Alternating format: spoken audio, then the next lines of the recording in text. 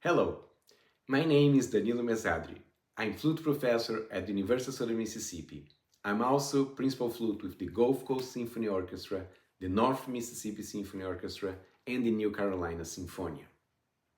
I made this video to help you prepare for the Mississippi ASBDA Middle School All-State Band audition requirements. This video addresses Year A, Etude number 1. This etude is found on page 40 of your Rubank Advanced Method for Flute, Volume 1. The first thing to do is to write down the required tempo marking, measure numbers, and breath marks. Notice that some breath marks are in between parentheses and some are not. The one in between parentheses are breath marks that should be fast, quickly done with a relaxed breath. The ones without parentheses are longer breaths where you can catch a lot more air and separate the phrases.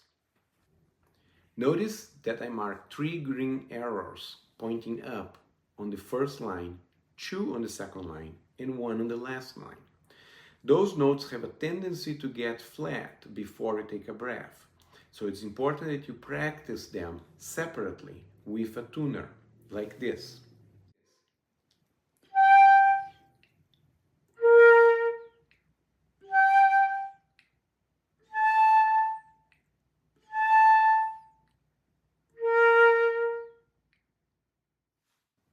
Notice that I also add several dynamics to this piece.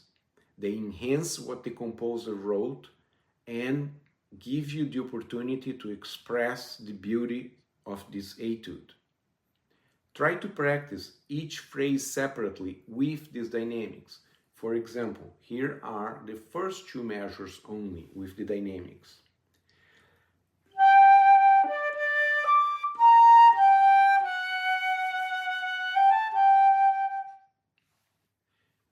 Here are measures 3 and 4.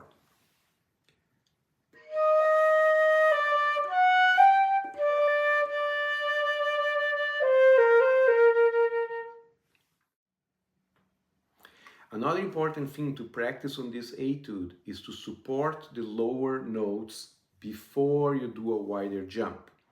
This happens on measure 1, on measure 5, and on measure 11 as well. So let's practice those separately, like this.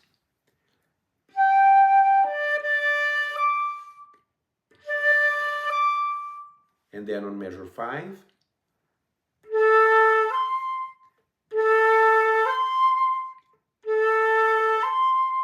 And then on measure 11.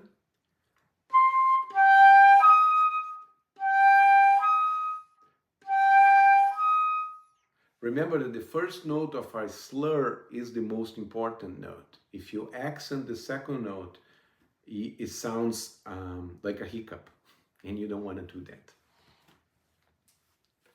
Perhaps measure 13, 14, and 15 are the most difficult on this piece. On measure 13, make sure you take a short but deep breath before going down on the staccatos.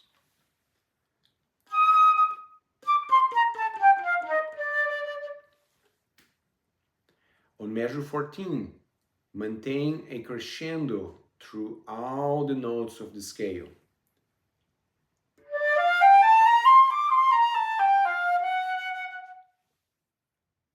And on measure 15, emphasize the F sharp.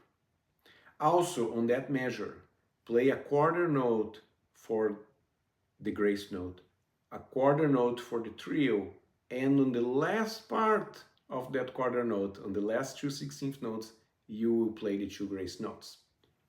It will sound like this.